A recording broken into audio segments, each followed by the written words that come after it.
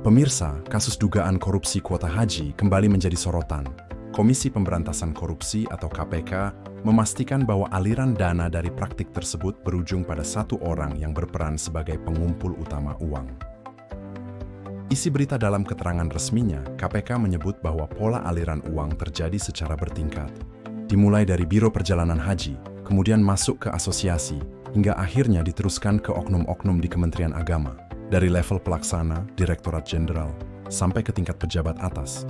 Namun, pada akhirnya, seluruh dana itu berhenti pada satu orang yang berfungsi sebagai juru simpan.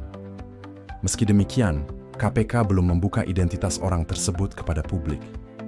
Lembaga Anti Rasuah menegaskan, penetapan tersangka masih menunggu pengumpulan alat bukti yang lebih lengkap. Sejauh ini, KPK menduga sedikitnya terdapat 13 asosiasi dan lebih dari 400 biro perjalanan haji yang terlibat dalam rantai setoran kuota.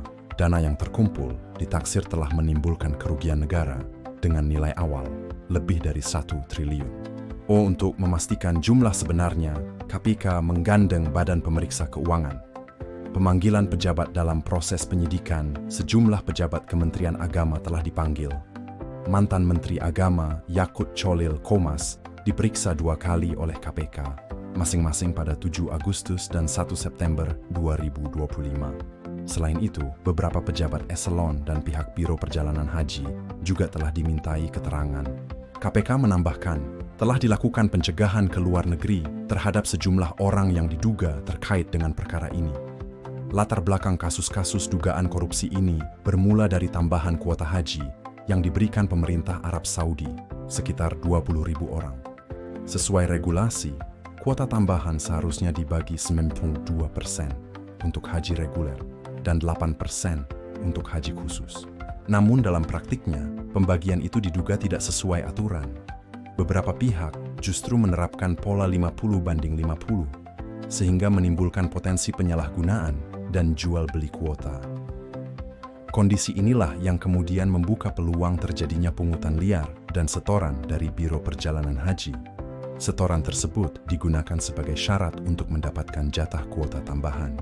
Dampak bagi jamaah, akibat dugaan praktik ini, banyak calon jamaah haji dirugikan.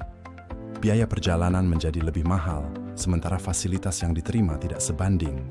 Lebih jauh, antrean jamaah reguler yang telah menunggu bertahun-tahun berangkat ke Tanah Suci tergeser oleh mereka yang mampu membayar lebih. Penutup KPK menegaskan bahwa penyidikan kasus dugaan korupsi kuota haji masih terus berlangsung. Masyarakat diminta bersabar menunggu hasil akhir, termasuk siapa saja yang akan ditetapkan sebagai tersangka. Publik kini berharap kasus ini benar-benar dituntaskan. Bukan hanya sekadar menjadi isu sesaat, melainkan momentum untuk membersihkan tata kelola haji di Indonesia. Karena pada akhirnya, kuota haji adalah hak umat dan tidak boleh lagi dijadikan ladang korupsi. Demikian laporan mengenai perkembangan kasus dugaan korupsi kuota haji.